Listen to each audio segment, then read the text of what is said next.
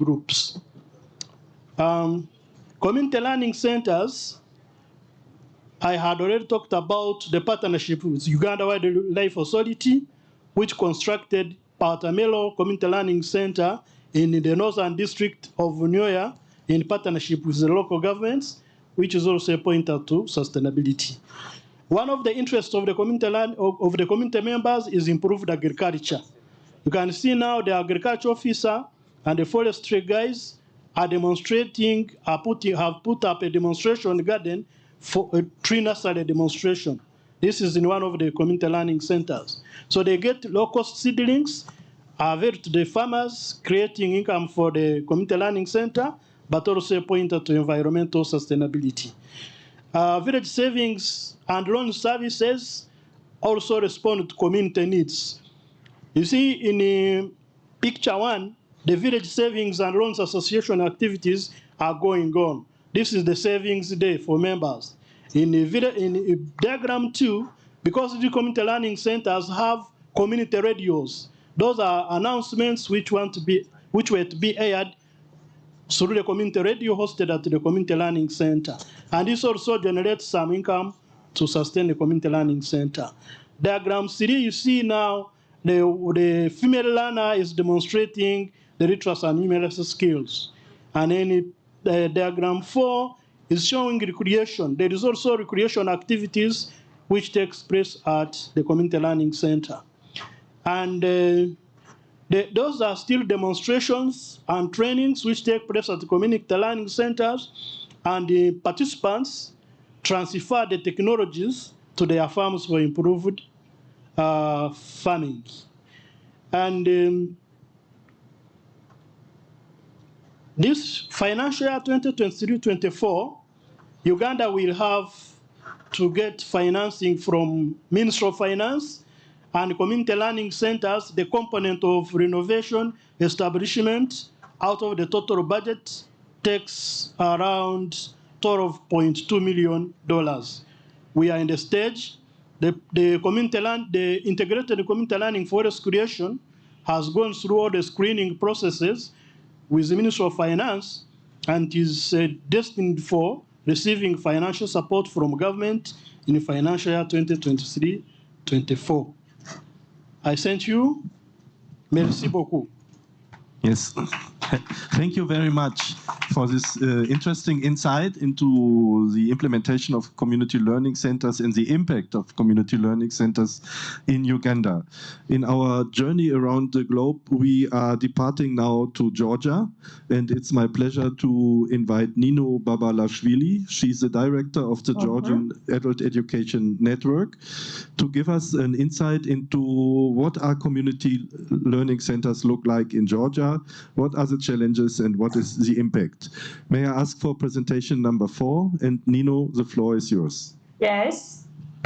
Hello, thank you very much. I'm from Georgia, and in this second slide, it's little information, the main information about my country, but because of the time, I want to continue quickly, and let's start from the what is the framework conditions for the centers in Georgia.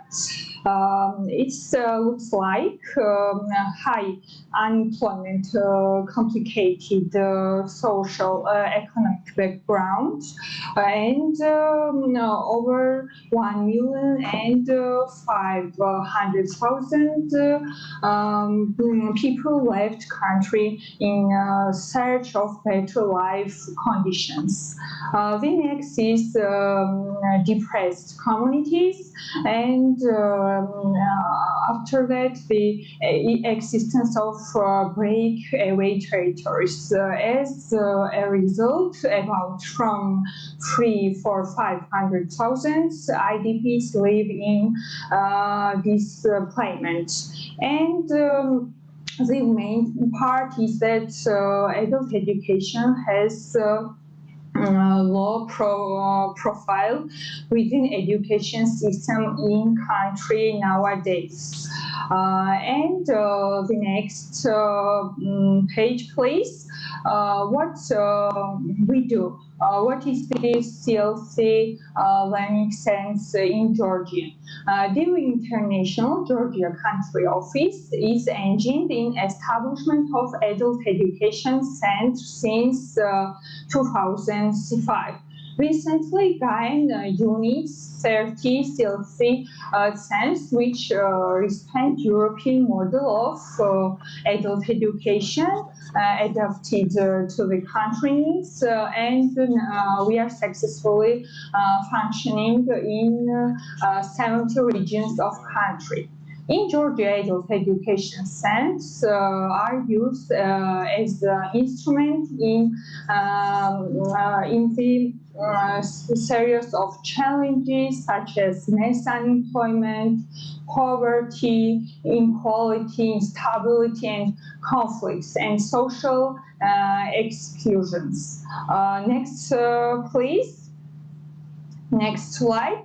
Community-based adult education centers are flexible and respond quality to challenges, needs, and new demands of individuals and society in the area of globalization, digitalization, demographic changes, and ongoing technological development. They provide education and lifelong learning opportunities for all, regardless of class, gender, education, age, religion, ideology of nationality. They also reflect diversity and strengthen inclusion. And the next slide, it's information. What kind of programs we offer. It's based on a holistic understanding of adult education. This sense offer multi-component adult training package such as cultural education, skill education, sport and health education, financial literacy, personal development programs, and vocational education. Of course. And I want to also mention what is the impact chain for our CLC centers. It is, of course, adult learning package, also the enlivening communities, increased employment, new world view, poverty, poverty, social changes, and so on and so on. And little information about the adult education system in Georgia now. It's a lack of legislative documents and framework for adult education, and adult education now it's part of the vocational education, and we have it only for the training, retraining programs. The Minister of Education and Science of Georgia has started developing the adult education system. The aim of this initiative is to update the skills of the adult population, to develop the competencies by offering short-term vocational training and retraining programs, and upon completion of the programs, students will receive a state to recognize certificates.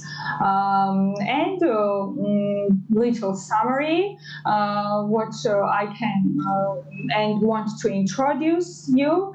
Existing legislation of the country does not reflect the relevant legislative needs of adult education.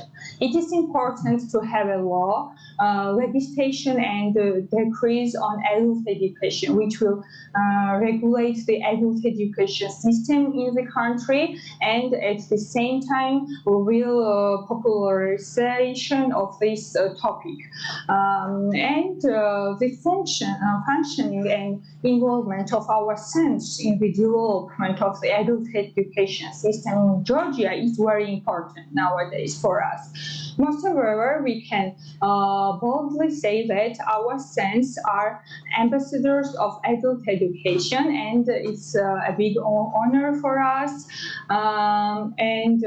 Thank you very much. I wanted to say more other goals for us, but for little time, I think I want to thank you. Thank you.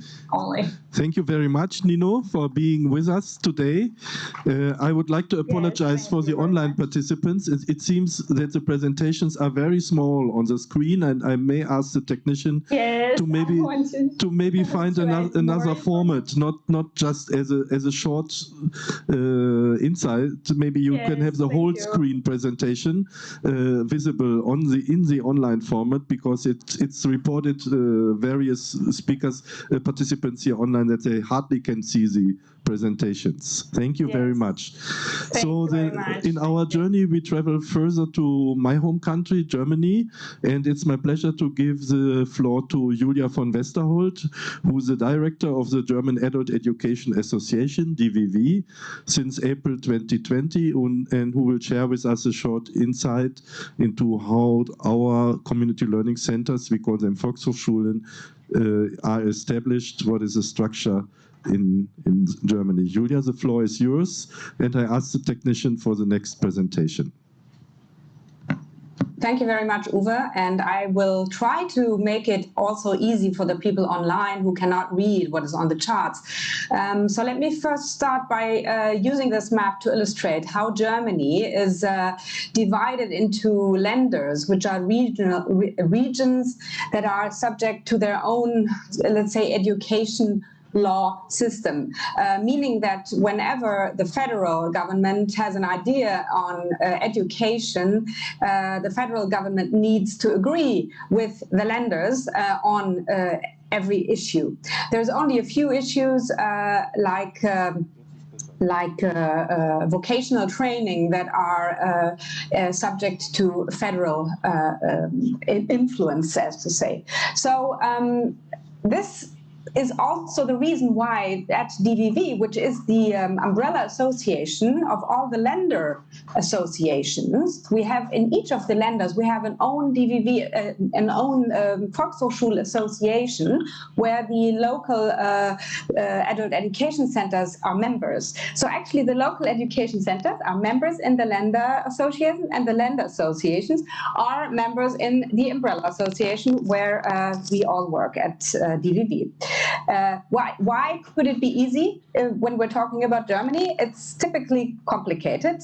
For me, it's just very, I think, helpful for you to understand what I'm going to talk about now. So we have roughly 900 Volkshochschulen in all over Germany, in the different lenders, and even more branches. But actually, I'm going to talk mainly about the Volkshochschulen. The word Volkshochschulen translated would be something like public university, public school, public higher public education, you could say.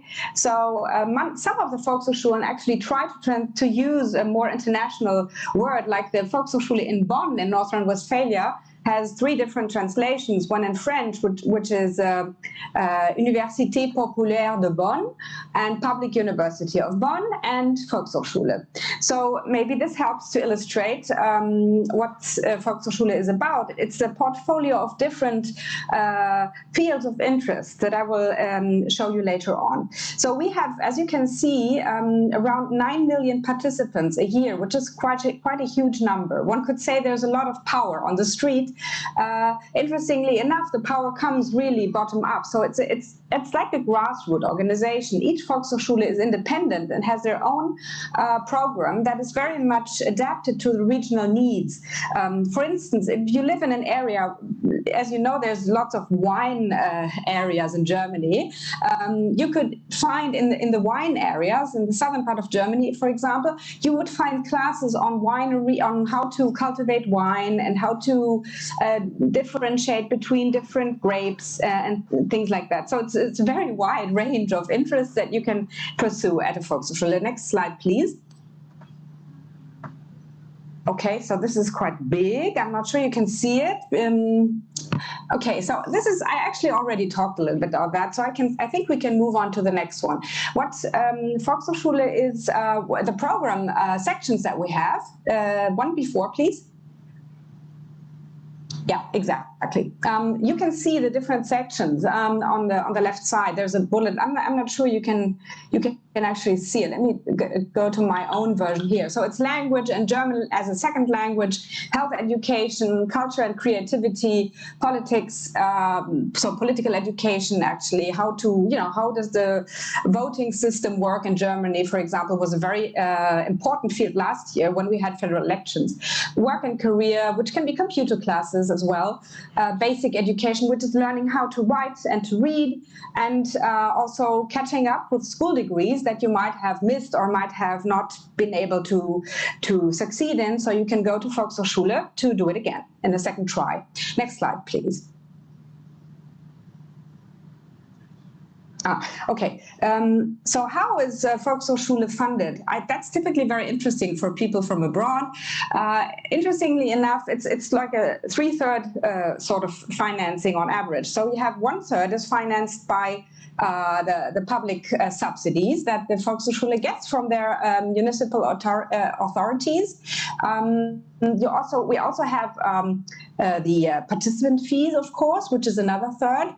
And then there's another 1/3, which is money from, let's say, foundations, from the EU, from third parties, so to say. But this is really an average analysis, because if you look at a certain type of Volkshochschulen in a certain area, they might have a much larger share in participation fees. It varies. So this really is an average. The legal forms also exactly is a very interesting and also related to the funding, of course. A picture that you can see below. For those who cannot see it very well, I might illustrate that let's say 2/3 of all the Volkshochschulen, to make it more easy, 2/3 of all the Volkshochschulen in Germany are in one way or the other run by the local authority.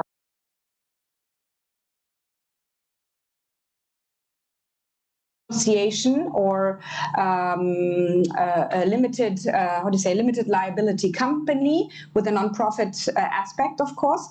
So, but the major part is actually part of the local authority.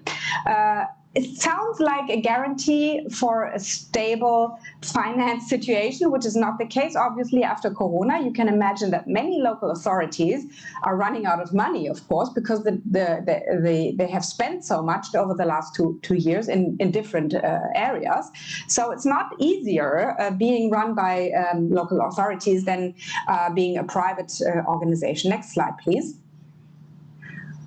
So what does the DVV do, the umbrella organization? The umbrella organization has, it develops guidelines, for example, for the Volkshochschulen, for their local work, like templates for contracts with the teachers, for one example. But also, of course, and this is a very, very important part of our work, is advocacy and the lobbying on the federal level.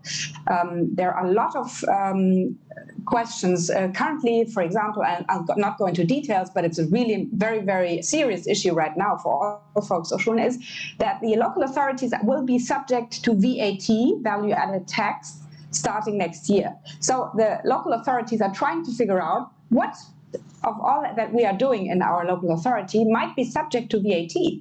And they're looking into the program of the adult education centers and trying to put taxes on different educational programs, which will then make those programs more expensive and not so well affordable for the people.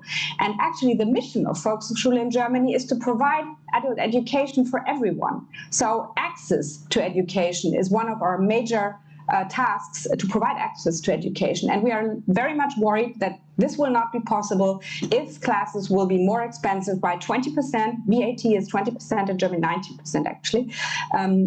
So if classes will be more expensive starting next year, we are worried that people will not choose Volkshochschule as much as they do it now. Next slide, please. Sorry, I'm in the wrong. Oh, I'm already done. Okay. Thank you very much for your attention. Thank you very much, Julia, for sharing with us the German system and all the challenges and all the complexity of our system, which is sometimes suffering, I would say. So in our travel around the world, we go now to Latin America, and it's my pleasure to invite Dr. Cesar Picon, who's an educational activist from Latin American movement of adult education. He's acted as a vice president of the International Council of Adult Education and as a coordinator of literacy and popular basic education in SEAL. Dr. Picon, the floor is yours, and I ask the technicians for the next presentation. Thank you, facilitator, speakers, and colleagues of this workshop on CLCS. Next, please. It is my privilege to share with you one of the key questions of this workshop. What governance is currently favorable to ensure the proper functioning of CLCS in the long run in Peru? Next, please. We are not starting from zero. In Peru and other countries of my region, Latin America and Caribbean, we have historical and cultural background, as well as good practices, innovations, and institutions in communitarian and social education. Next, please.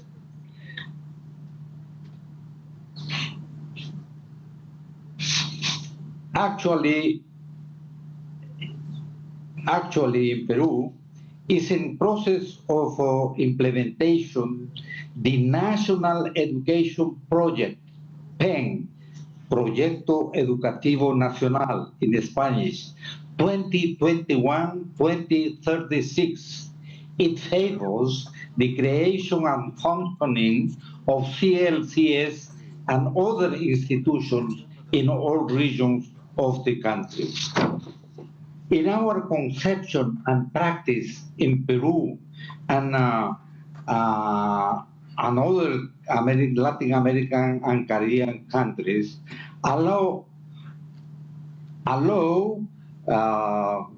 it is a relevant and transversal process that allows CLCS to articulate dynamic interactions among all its pillars or dimensions. Next, please. What are the main pillars or dimensions? Pillar 1, horizon of senses. The key elements are conception, principles, vision, objectives, policies, and strategies. It is space for national dialogue, debate of ideas, critical thinking, reflexive analysis, proposals, policies, strategies, and actions. It is a shared responsibility of a state and society to join efforts and resources to strengthen learning and CLS services. CLC is shaping up to be recognized as one of the adult learning and education national policies as a key factor of new institutions which has the general purpose to build an inclusive, public, transformative, and qualitative learning and education for people of all ages in the communities.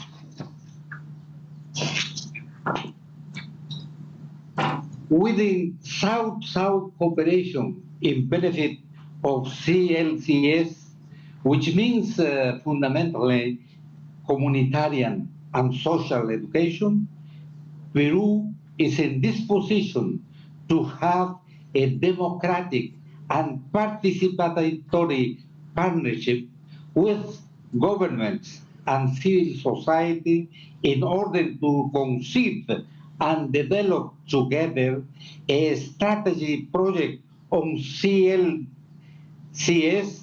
with support of international donors. Can I get some reactions from speaker colleagues about this proposal? Next, please. Pillar 2, quality education and learning in CLCS. Quality education is a multidimensional phenomenon, so there are many factors involved. There is not enough time to go through all this, but at least we can mention the focus areas of this pillar. Culture and quality education. Learning culture, which implies, among other challenges, learning environments as a need to be created. Sustainable and effective efforts and investments. Qualified teachers and facilitators. Active participation of protagonist actors. Other factors. Next, please.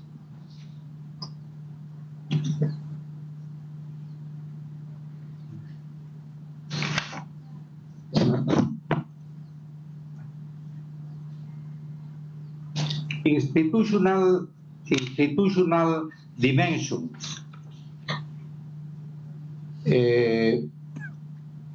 Institutional structure and forms of organization of CLCS are defined between communities and their leaders, and I recognize it and supported by the state and society. Articulation and dynamic interconnection among the pillars. Focus areas of CLCS, organization and functioning of CLCS with learning spaces and services for learning. Next, please. Pillar 4.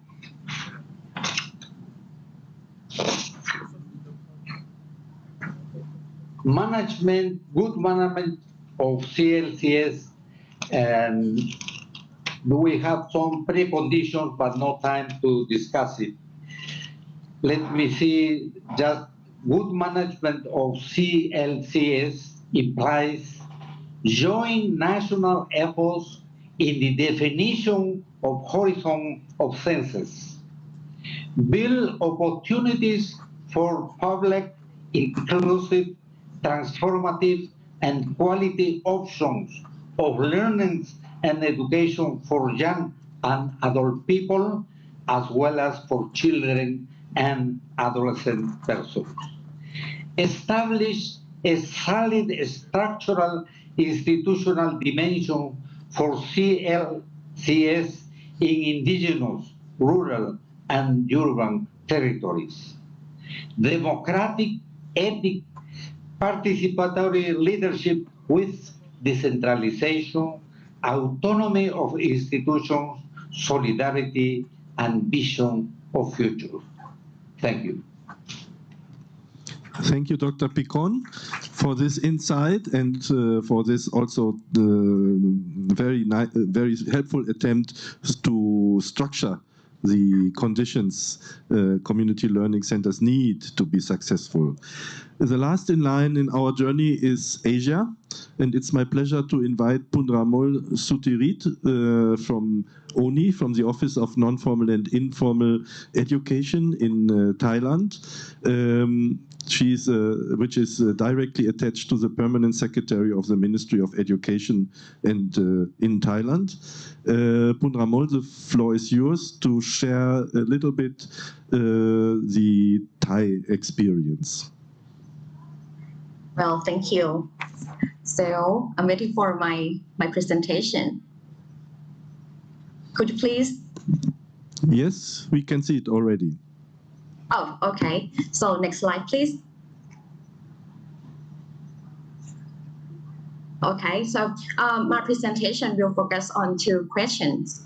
Let me start. So since 2009, during the period of the second decade of education reform, from 2009 to 2019, the Thai government has focused on developing CLCs as a key mechanism for promoting quality literacy, education, and learning among the community or local people. More than 8,000 CLCs across the country are therefore imposed to play an active part in empowering the locals with equal access to lifelong learning activities based on their interests, local needs, and the context anywhere at any time. The activities with free of charge, such as literacy promotion, basic non-formal education, vocational skill training, life skill development, etc., have been essential for a quality and sustainable future in terms of in terms of income generation, poverty reduction, gender equality, climate change, and so on, through various approaches to teaching and learning process. In this regard, to be better provide lifelong education and learning, CLC must be equipped with facilities, learning media, and technologies, well-trained CLC teachers, and so on. Besides, all CLC must serve as a local hub of lifelong learning for all in the community. To cope with education disruption and build sustainable lifelong learning for all, CLC should play the key role as Genius CLC, which stand for as follows. Next slide, please. Oh, okay, this slide, sorry. Back to the next, the last one, yes. G stand for generate learning opportunities for all people in the community. E, encourage learning, curiosity, and motivation of all people in the community. Next slide, please. Yeah. And notify learning channels to all people in the community. I, inform related data, information, and knowledge to the community. U, utilize every form of community capital for learning support of all target populations and community. The last one is satisfy all possible learning needs of each group of the target population. In addition, CLC should be the learning facility of the people, by the people, and for the people, with the key responsibility of offering all community members lifelong learning opportunity. So I would like to talk about the governance and the budget. In Thailand's context, the government allocates a budget for these significant tasks and schemes, as mentioned above, every year. However, it will be better if any country has a law supporting the mechanisms and proceedings related to the provision of adult, non-formal, and informal education in terms of lifelong learning, so that the budget at least will be allocated in line with the law to extend learning opportunities to the people and to develop one's quality of life according to individual capacities. This shall create a learning society which would affect the development of manpower and the future advancement of the nation. All aforementioned reasons could be raised as the key issue to getting a budget for running the task in the long run. That's all my presentation. Thank you very much. Thank you very much, Punramol, for giving us the insight and the genius of the Thai approach. All the best to Bangkok. And now the final, very short presentation is again back to Christoph Joost, who will now present the 4 theses we would like to share with the whole conference as the outcome of our workshop. That's our suggestion, and hopefully we'll have a little bit time after his presenting the 4 outcome to discuss it here, at least in the room. Christoph, please, and next presentation, please. Thank you very much, Uwe. I hope that everybody online can read the key messages or the policy messages. I asked the technicians please to make a screen a bit bigger. Yeah, I think now everybody should be able to read it. So for us, it is important that we have an outcome of this workshop, and the topic of CLCs is very prominent. I understood there are a lot of people in the room, and there are also a lot of people online and following in the stream, and we want to have some outcomes. So we have formulated 4 policy messages or key messages and recommendations that we also want to feed in our final report. And I will present the 4 messages, which have always one heading and then the message proper. And the first one is about governance and financial support. And actually this message takes up the draft Marrakesh framework for action, because the first sentence is just copied from the draft, where it is already said we commit to strengthening adult learning and education at the local level, and we recognize that ALE needs own institutions such as, for example, community learning centers. We would like to add here that we do not only recognize that ALE needs institutions, but we also want to add that CLC systems need proper governance structures across sectors and spheres. We talked about the cross-sectoral approach, and public financial support that should be adequate, predictable, and sustainable. This was already heard yesterday during the plenary sessions, that financial support and funding is one of the key issues at stake during Confintea, and this obviously does not refer to ALE as such in general alone, but also to CLCs, because this is some kind of a delivery mechanism in order to implement ALE in the partner countries. So this is the first key message, or the first policy recommendation on governance and financial support. Next, please. The next one is about the multifunctionality and transformative capacity of community learning centers. Yeah, and we formulated that these centers are multifunctional and innovative institutions supporting inclusive and transformative learning. The aspect of transformative learning is quite new in the debate, but we thought it is very important to highlight it here in the message. And the centers, they cater for education and learning, but also for community information, counseling, and they act as social and cultural meeting places. So CLCs are more than only learning places. The next message is about the flexibility and resilience of CLCs, which provide a broad variety of learning opportunities, allowing for flexible responses to changing societal needs and resilience building in case of crisis. This is also quite, I wouldn't say new, but we learned it in the past with migration and also with the ongoing conflicts, that adult education centers or CSCs, because they provide non-formal learning, yeah, they are very flexible and they can provide these quick answers. What is an important message from our understanding? So, and the services range from basic education, literacy, languages, income generating, vocational training, life skills, and citizenship education. But the flexibility and resilience is here the point. Last message is the relation to the Agenda 2030 or the Sustainable Development Goals. And here we formulated that CLCs are local hubs to provide education and lifelong learning for all. Leaving no one behind is one of the key sentences of the Agenda 2030, of the key rationale.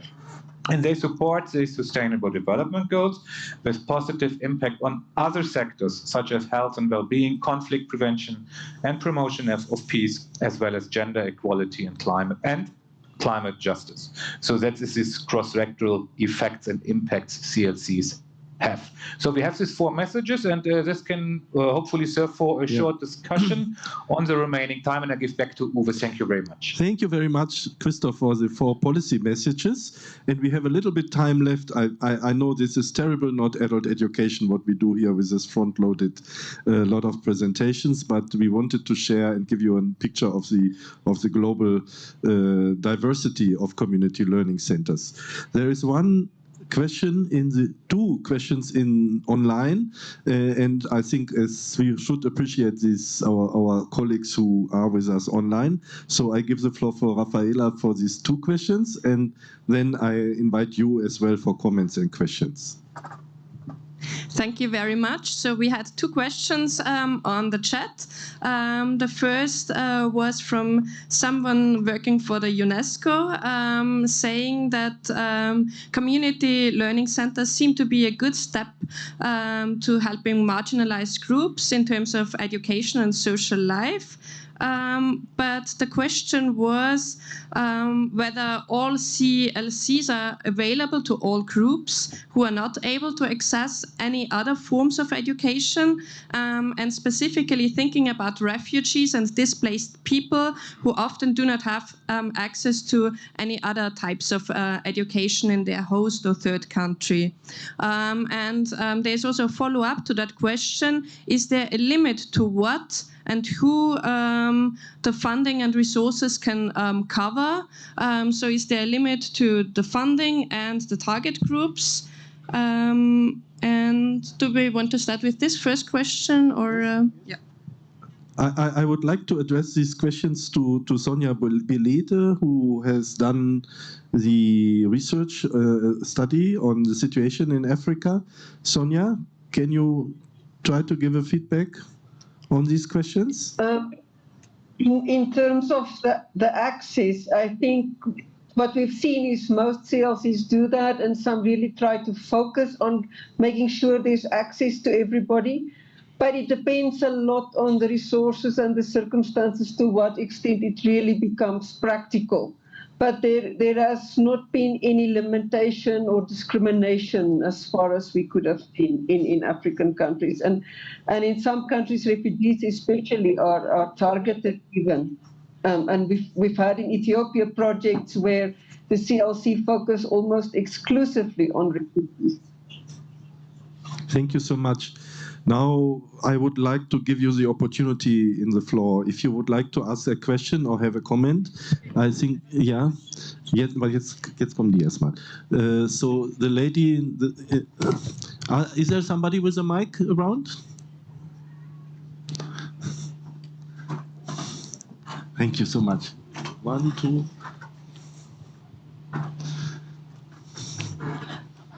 Thank you very much for all the presentations and for the very interesting topic for discussion.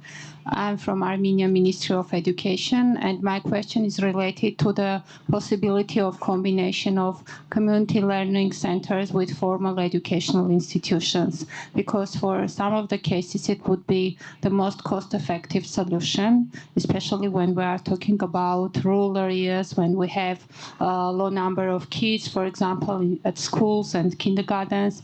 I would like to ask if there are any experience in any of the countries presented in today's session. Do they have this kind of experience of combining community learning centers functions with formal education institutions, such as schools or kindergartens? Thanks. Thank you very much for this very interesting question. May I ask Julia from Westerholt maybe to share with us the German experience, if there is some linkage to the formal education system provided by Volkshochschulen?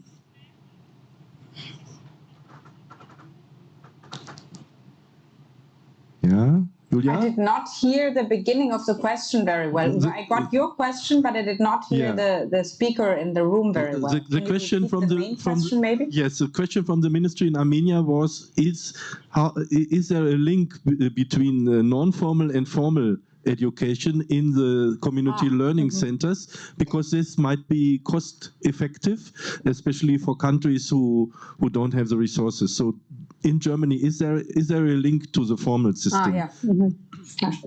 Well, as I tried to illustrate before, obviously all the Volkshochschulen are very different, but there are single Volkshochschulen who have almost 90% of their program consists of formal education. And yes, there is a link between both. And yes, the way the financing of the different kinds of programs, of course, are so different that they can sort of subsidize each other. So I think the link between formal and non-formal programs is very, very important, because there is a lot of synergies between both. But I don't think that the German Volkshochschulen right now, my impression at least, is that there is no strategic way of using this. I think it's really that the response to the need of the area that then creates the portfolio of the adult education center in that certain district. But obviously, yes, there is a link, and yes, it can be very useful and synergetic. And from the financing point of view, also, at least in Germany, it does make sense to have both parts in one adult education center. Mr. Tumveziki would like to add from the Uganda experience. Thank you very much. This has been our challenge in Uganda, where most of the classes for adult learners, even in areas where there are institutions, they take place from the open. And when the weather is not friendly, they don't study. We have asked for permission formally. We want to try out. Our permanent secretary from Ministry of Gender, Labor and Social Development, because in Uganda, adult literacy is a mandate of the Ministry of Gender, Labor and Social Development. Formal education is the mandate of Ministry of Education and Sports. These are two ministries. So our permanent secretary has written to the permanent secretary of Ministry of Education and Sports in the 4 pilot districts we are doing with DVV to seek for permission so that when the lower primary school are not in session in the afternoon, the classes can be made accessible to the adult learners. We haven't got the feedback. But when you look at the services of the Community Learning Center, it is not only literacy and numeracy skills acquisition. There are also demonstrations. There are also outreach services. There are a number of services which require a standalone and unique institution for ALE. And we are promoting that community learning centers, as schools are for formal, as classrooms are for formal education, community learning centers should also be institutions for ALE. Thank you. Thank you. There are the lady beyond and then behind, and then on this side, 2 persons and the one in the front. I think we collect the questions and then we make a final round. Yes? Okay. So thank you. First it's yours. Okay. Thank you very much. Hello? Try again.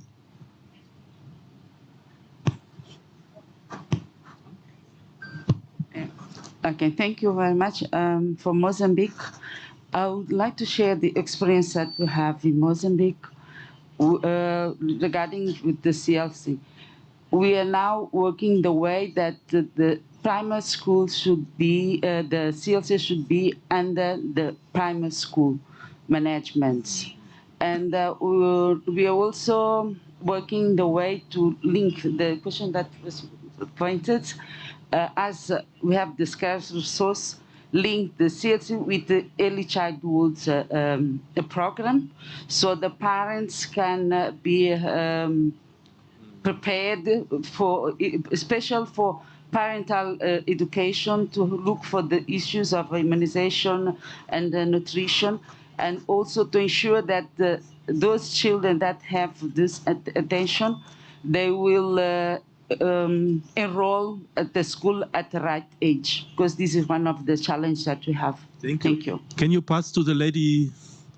And then... Thank you very much. I want to thank the presenters as well. I am from Sierra Leone. Olive Musa is my name. I want to share our own experience from Sierra Leone. We have a number of community learning centers, and what we have done, we have a radical inclusion policy that have been developed.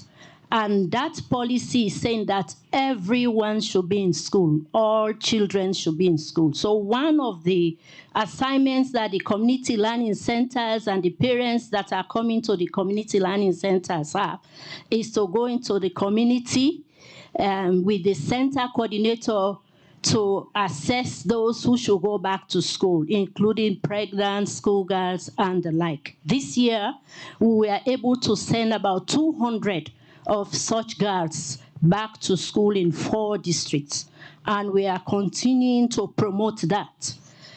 Also, the community learning centers, we also have what we call the accelerated learning centers, and these are in schools. But we are concentrating on basic literacy because there are some people who want to, we call them opportunistic learners. They just want to read and write their names or keep simple records. Maybe some of them are farmers and the like. So we are also doing that. And for each chiefdom, we have one school that is hosting. We have 190 chiefdoms. So each chiefdom has one school that is promoting that kind of education for those who are literate. Lastly, I want to ask a question. Somebody talked about the qualification framework. Are you saying that you are using the formal school curriculum to have this qualification framework? Do we have a curriculum for the CLC, or it is the same as what you have for the formal system? Thank you very much for sharing the experience and the question. I suggest we select 3 more speakers, or maybe 4, but then now I have to close 4 more speakers, and then I give the possibility for feedback. And please be short. I'm very sorry, but the time is running a little bit. Very sorry. Bonjour, j'essaierai. Thank you. I'm going to try to be very brief. I'm a member of the National Agency for the Fight Against Illiteracy, and I would like to share with you the experience of this Moroccan institution, which is a very promising framework in the fight against illiteracy and to achieve lifelong learning. This institution, this agency, despite the very low funding of its program and thanks to the commitment of some partners, despite the insufficient support and despite the lack of remuneration for the employees in these literacy centers, so many problems and many constraints. Nevertheless, the agency has succeeded in reducing illiteracy significantly and to make great steps in the field of adult learning and education, thanks to the high quality and skill of its staff and the many efforts made by human resources, which, though in small numbers, have deployed with dedication, and we have high quality management with a lot of responsibility, patriotism, sacrifice, and who profoundly believe in the sacred calling of this mission. And this effort has led in the field to high percentages for those who benefit from this literacy program and lifelong learning. I'm not going to go into the details about the many achievements of the very serious work done by the agency. And this is despite the health crisis that has affected the entire world with COVID-19, this pandemic that should lead to many lessons learned by countries, especially in setting up projects that will put literacy, learning, and adult learning as a priority policy in the list of public policies. And let me just 1 minute.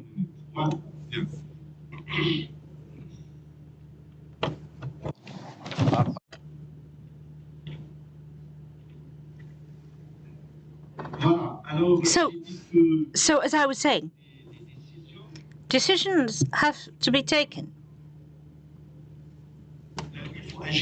And we need to act.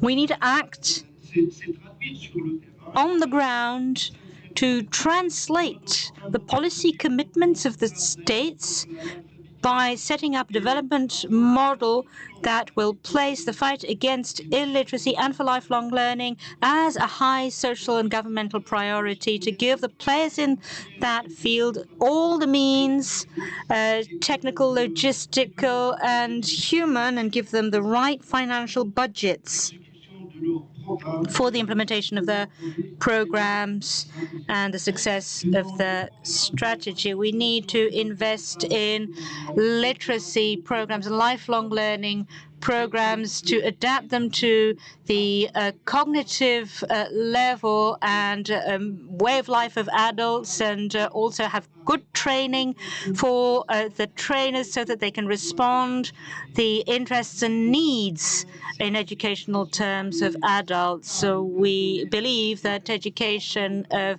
adults is fundamentally different from educating children, as has been confirmed by experts and Est-ce qu'il y a la question, est-ce qu'il y a des expériences dans... And so my question, is there any experiences you can share in this domain? And sorry for being so long. For hours, we can see that there's a lot of content in the Community Learning Center topic, and there's a lot of experience here in the room. There are 3 more, but please, just a short question. I can understand that you would like to share your experience, but I can open the floor for questions only now. No question? You have a question? No? Then one lady in the back, please. Over there.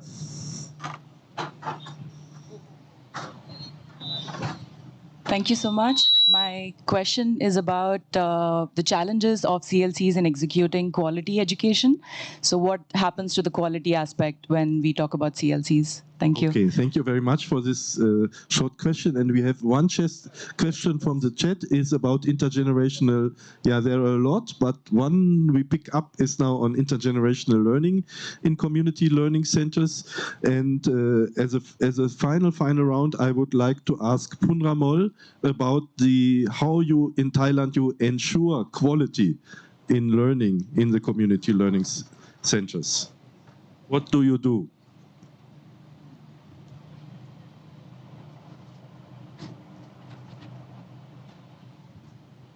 Hello? Already left us. So, Sonia? You want? Maybe Sonia could answer? Korea? Sonia? Sonia. Yes. Sonia, can you answer about quality? What are the key factors for quality assurances? In Africa, that also still remains quite a challenge. But what is important is the way that you don't see non-formal as an excuse for just doing ad hoc kind of training. That you still have proper curriculum, you have the right materials, that lesson plans are correctly developed, and that you ensure your learner assessments are planned in advance. And I will try to also answer the question about the qualification frameworks at the top. Because if your learner assessments measure the right outcomes so that you can somehow link to a qualification framework, that also helps with the quality. On the qualification framework issue, there isn't a qualification frameworks for AL in many African countries. So sometimes there's interim measures like transfer direct, but you cannot really use the primary school qualification framework for AL. That's my answer. Thank you so much, Sonia. And maybe can I address the answer about intergenerational learning as well to you? Is it fair or unfair? It's okay. It's fair. We have seen in African experience, the intergenerational learning is really starting to pick up. We started in mini CLCs, kindergartens, because the mothers needed a place to leave their children when they came for learning.